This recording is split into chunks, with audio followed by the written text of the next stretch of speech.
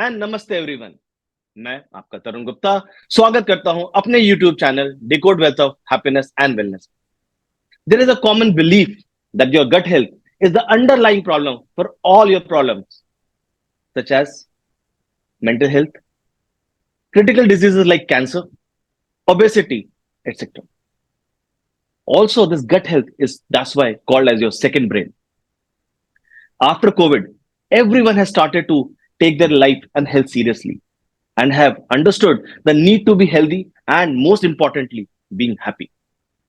So, to know the secrets of gut health and whether the notion about gut health being the central reason for controlling all your health issues is true or partially true or is a myth, we have invited Dr. Aneeta Madhok, a well known psychologist, HR professional, and integrative nutrition health coach. She is also the managing director of Open Space Consulting Organization and is a renowned global speaker. In the wellness domain, she specializes in holistic coaching for weight loss, pre-diabetics, and diabetics reversal support. Her competency and expertise spans over more than 37 years of professional practice, enabling her to be a coach who touches and transforms lives and careers. So I welcome Dr. Aneeta ma'am and I request her to first take us and our viewers through her professional life journey and what prompted her to move to the field of nutrition and health. Over to you, ma'am. Thank you so much, Tarun. It is a pleasure and an honor to be here on this platform with you. Thank you. I know you have a lot of passion for emotional and physical wellness, and being an HR professional yourself, I know you have a lot of depth of knowledge and width of knowledge in this area. I'm looking forward to discussing gut health with you. Sure. To answer your question, what prompted me to be a part of this health coaching movement, and what prompted me? I'm a trained psychologist, and during my training in psychology, we had a lot of subjects on psychosomatic disorders, physiological psychology, and those kind of subjects. But the thing is that whenever you have clients and patients who come to you, they come to you for emotional problems like anxiety, confidence, career, etc., etc.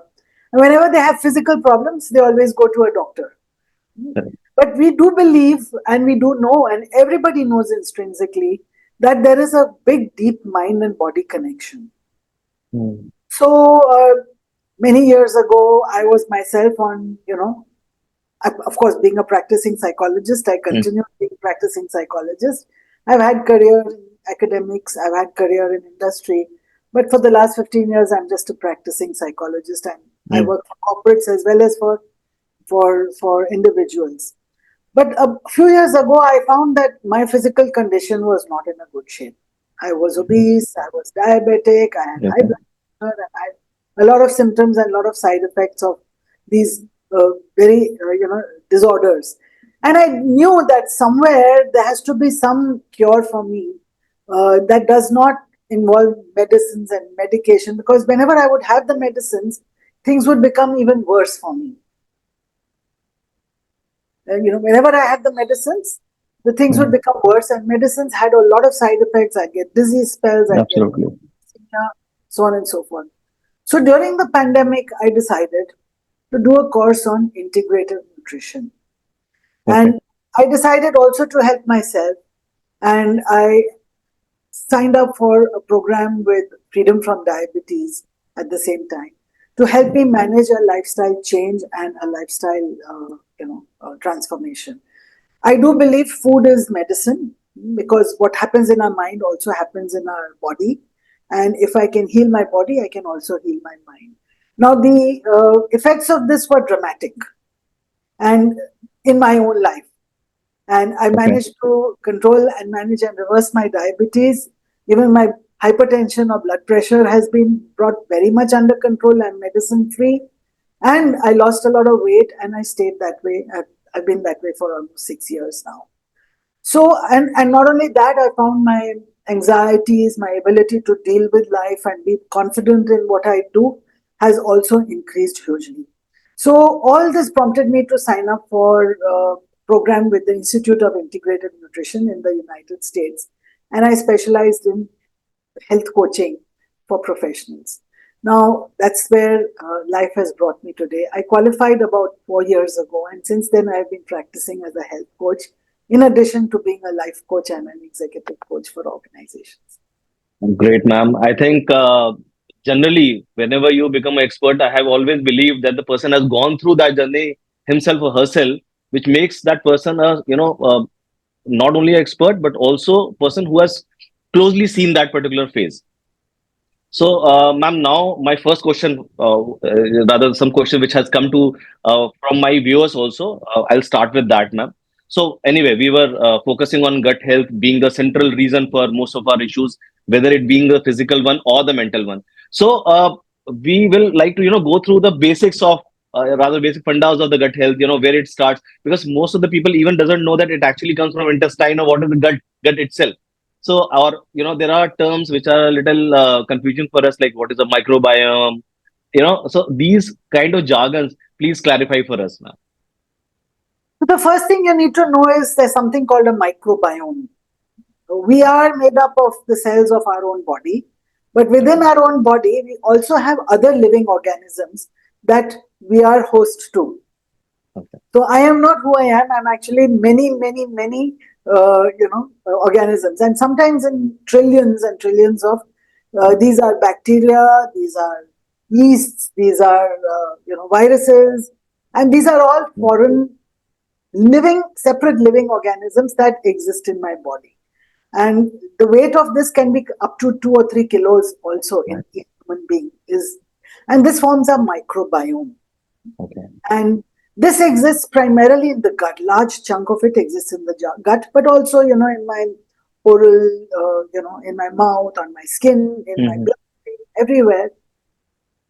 So there is something called a gut microbiome, which consists of a whole lot of other living organisms that my body is host to. Some of this is good for me and some of this is not good for me. And that's where gut health comes in. But before we get into gut health, I want to talk about how does this gut microbiome, where does it come from? Okay. Are we born with it or what? So you see, when a baby is in the mother's fetus, it does not have any foreign organisms living inside it. There's no microbiome inside. Correct. But children, when they have a natural birth, which is what we call a vaginal birth, they, when at the time of passing through the vaginal opening, they open their mouth and the baby opens its mouth and receives in its mouth a whole lot of fluids which contain a lot of bacteria and yeasts and funguses and all kinds of good and bad microbiota, and it receives, and this goes into the child's gut. So this is the first thing we call vaginal inoculation that happens. And this goes and settles inside the gut and the intestines of the child before the stomach acids kick in. And the first feed that mother gives the child, which is colostrum, also contains a huge microbiome. And this also inoculates the child's gut. And this is what contributes to the child's basic seeding of his gut health. Right. Okay.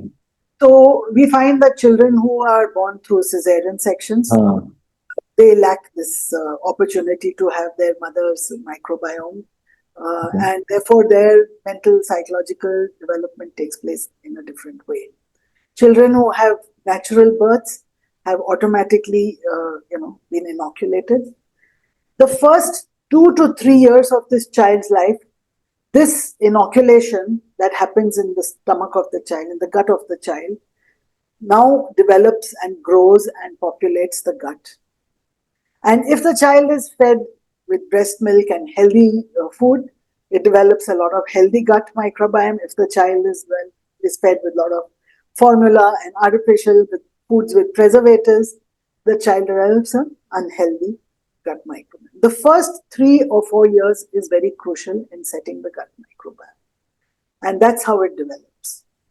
Okay. So anyway, I think this is something new for me that, somebody who's born through cesarean will actually be kind of, rather, in the other words, the child who is birthed through a natural process will be a superior one in terms of the gut health, compared to a one who's born through a cesarean. In most times, yes, I would say. But those who are born with cesarean, they will develop a gut microbiome eventually, but it Okay. will lack the seeding from the mother. And it will depend on whatever foods they are fed, and they will pick up the microbiome from there.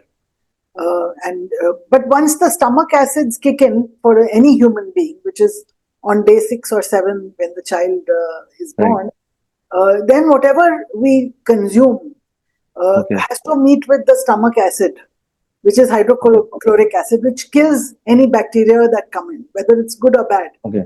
Okay. So at Okay. that, for that, it becomes very difficult after that point. There are ways in which we do it, but it becomes Hmm. very difficult after that point is to seed the microbiota.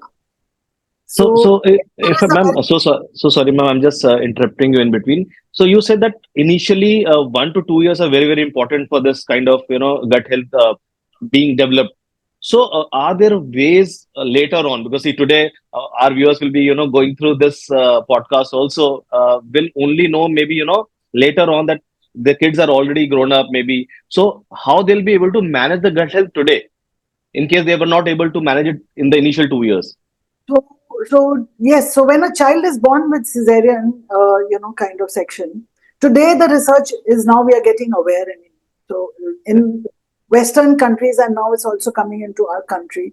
There is a practice that we call vaginal inoculation or vaginal swabbing, where Okay. swab from the mother's vagina is smeared all over the baby's mouth when he's born in cesarean.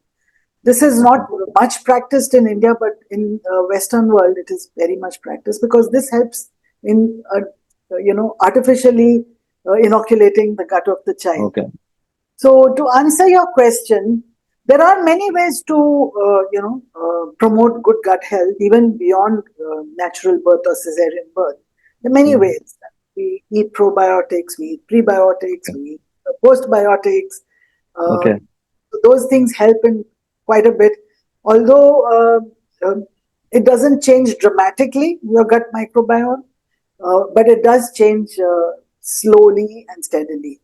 Today, if you have a little shot of a probiotic milk or yogurt or something like that, you consume it. Chances are 99% of whatever probiotic bacteria there are in that will get killed by the stomach acids. Okay. But whatever byproducts have been produced by that probiotic is still beneficial and still goes into my gut. Now, Okay. the microbiome largely resides in the large intestine. This large Okay. intestine is where this resides. And by the time it reaches the large intestine, those byproducts of the probiotics that I've consumed, are beneficial to me and I can still absorb them. But the gut microbiome uh, does not change that much as a result of Okay. Ma'am, you said about prebiotics, probiotics, and all. But ma'am, are there some natural food which our viewers can actually think about? Instead of going to these, definitely yogurt is something which is very common. Everyone has. So, but can you suggest some food also which naturally will help in our gut sure, bacteria sure. development? Every culture and every country you see, the food always contains some fermented items. Right. So Right. in India, we have pickles, your lemon pickles, they're fermented. In North India, we drink kanji, which is, made from Right. fermented drink. You eat dahi and yogurt every day. In South India, they eat idlis and dosas, which are Okay. fermented. And today, there's a very popular ones, things like kombucha and kefir. And I make kefir every time. I have a shot every day, and it's very good for your gut health. It helps in your digestion. And so there is fermented food in all cultures, including things like sauerkraut or kimchi. In Europe, people eat Hmm. sauerkraut. In Oriental countries, they eat kimchi. These are all fermented foods. Okay. And these fermented foods carry primarily lactobacillus and Hmm. bifidobacillus. These are the primary two major good, healthy bacteria which is required by our gut. Okay. Uh, ma'am, you told that you have done this course on the integrative nutrition and all. So please take us through what is this actually integrative, nutrition in itself. What does it mean? Yeah. So before I did this program on integrative nutrition, and before I managed to reverse and manage my own diabetes and lose weight and keep it that way and get to health transformation, I had experimented with 9 different dietitians. Okay. And each time I would get prescribed a diet. Sometimes it didn't work for me. Sometimes I couldn't manage it Mm. in my hectic life. And sometimes, it was just plain difficult to eat less food and stay hungry all the time. So I believe that dietitians, they prescribe you something Correct. which they feel is the best diet for them. And each dietitian has their own preferred and favorite diet Correct. to give you. So they have one size fits all. So when we come to integrative nutrition, we believe in two very major fundamentals. One is the fundamental of bio-individuality, which means every person is unique.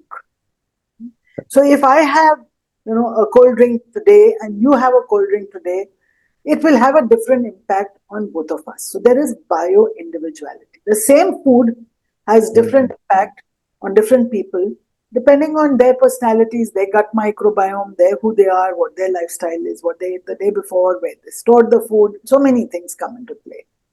So for that reason, I feel the dietitians fail to have long-term results. There's almost 85% resign rate. Dietitians who help you reduce weight, 85% of the time, chances are that you will go back to your normal weight. Right.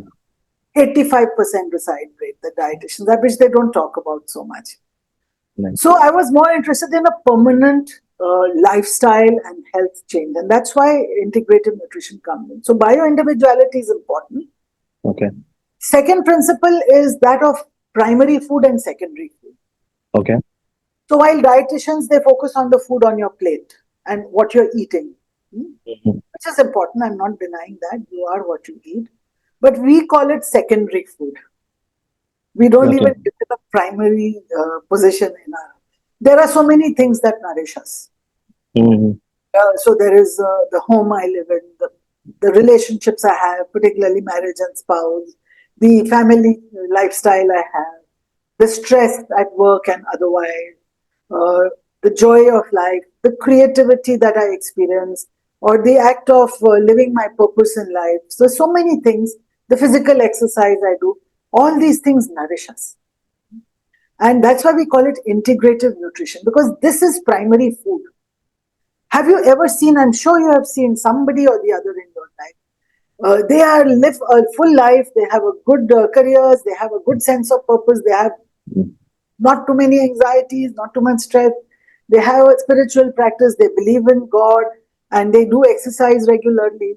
And they can eat and hog all they want and they don't fall sick and they don't gain weight. Correct. There's Correct. always somebody in your life you've looked at. So that's for that reason we say all these factors are very important in nourishing your mind, your body, and your soul. Uh, but food is the secondary item. But food is where we also begin when we have to correct, anybody's lifestyle problems and diseases like diabetes and Mm. hypertension, obesity. We begin with the food on the plate because food is the medicine.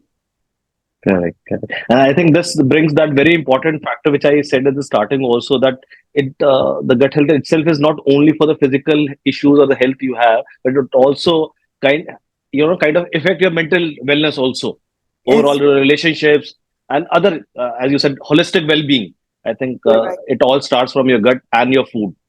You're absolutely right. Right, right. Everything Uh, starts from the gut.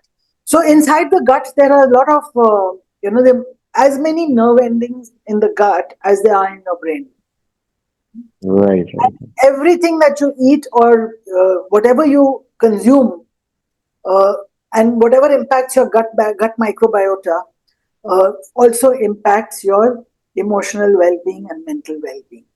So if you have eaten something which was not good, the next day your anxiety levels will be higher. Right, right, right. Now Have I can something, relate this. Now I can relate these things, to my own life. Actually, so yeah. you have comfort food, your favorite food, something that reminds you of your childhood, then you feel much calmer. Right, ma'am. So before we close this, ma'am, conversation, any one tip or maybe two tips for our viewers, which will be, which will help them, maybe change their lifestyle a little bit after seeing this podcast.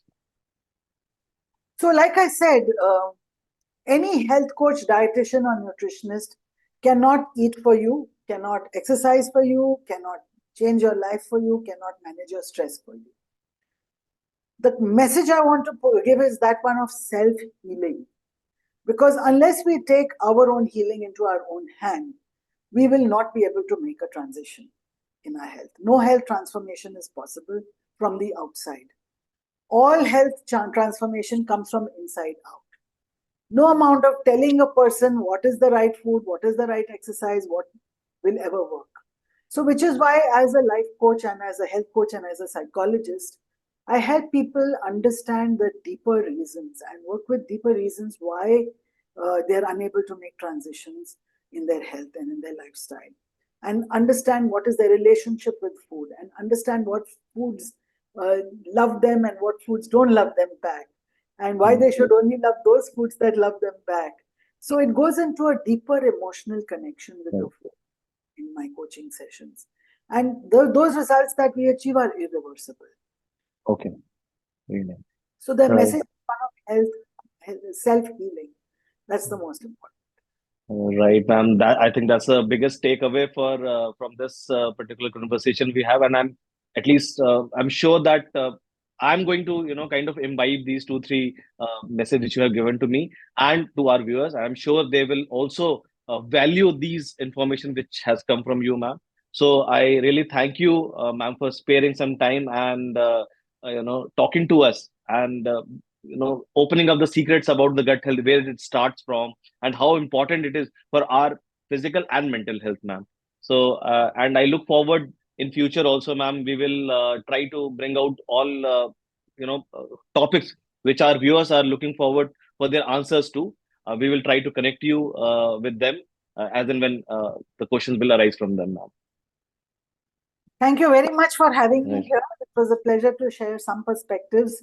There is a lot more on gut health and how we Sure, can sure. improve and restore our gut health despite all the setbacks we may have. But maybe we'll save that conversation for another time. Sure, ma'am. So thank you once again, ma'am, for coming to our channel and making it a very informative session, ma'am. Thank you once again, ma'am. Thank you. Thank you. Bye bye. Right, ma'am.